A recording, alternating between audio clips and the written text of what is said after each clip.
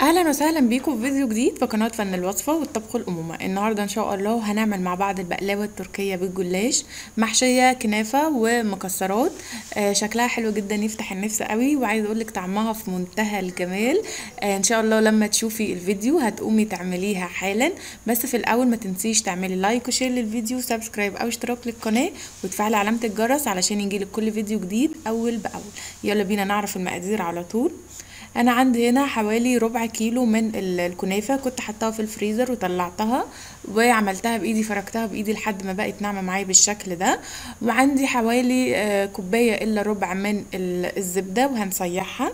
وعندي مكسرات، اي نوع مكسرات انت حباه. انا عندي هنا جوز هند وفول سوداني وفستق، انت ممكن تحطي اي انواع انت حباها.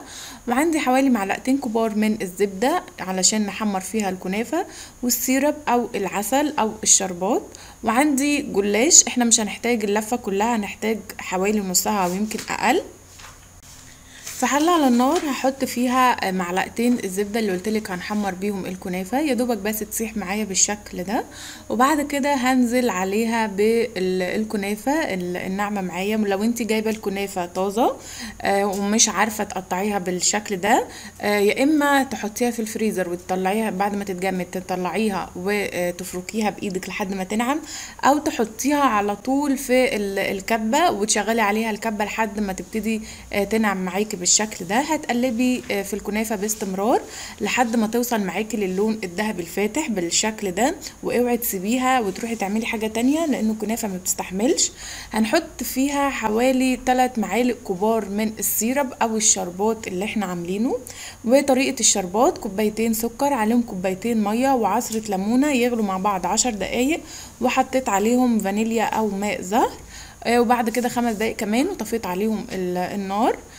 بعد كده شلت الكنافة اللي عليها السيرب وحطيتها في بولة بالشكل ده، وهبتدي احط عليها المكسرات اللي عندي وهقلب كله كويس تمام.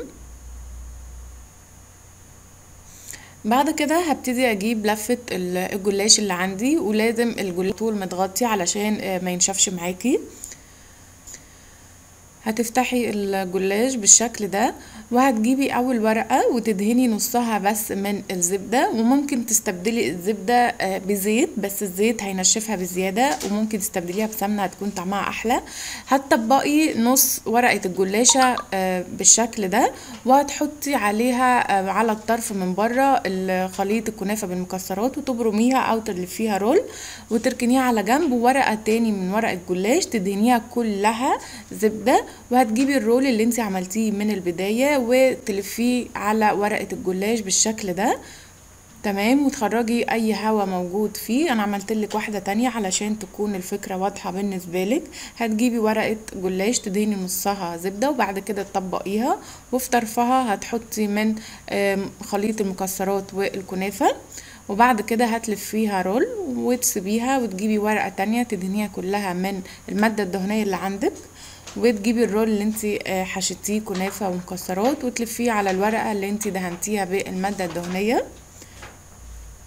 وتكوني محضرة صينية الفرن اللي هتدخليها الفرن تدهنيها دهنة بسيطة من المادة الدهنية اللي انت شغالة بيها. ده هتجيبي سكينة حامية وتبتدي ان انت تقطعي الرولات بتاعتك بالورب بالشكل ده، وممكن تقطعيها صوابع. بس البقلاوة بتكون معروفة بشكلها، السمبوكسات اللي احنا شفناها في البداية. هتكوني مش على درجة حرارة 180 وتدخليها في الفرن لحد ما تاخد لون من تحت. انا هنا كمان دهنت وشها بالزبدة.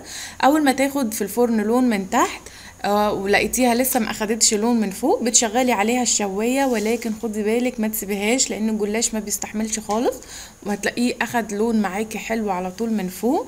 وده شكلها بعد ما طلعت من الفرن، خدت لون جميل جدا زي ما انت شايفه. بحط عليها السيرب او الشربات لو انت عايزه البقلاوه بتاعتك مقرمشه يبقى هتحطي عليها السيرب بارد، والجلاش او البقلاوه بتاعتك سخنه.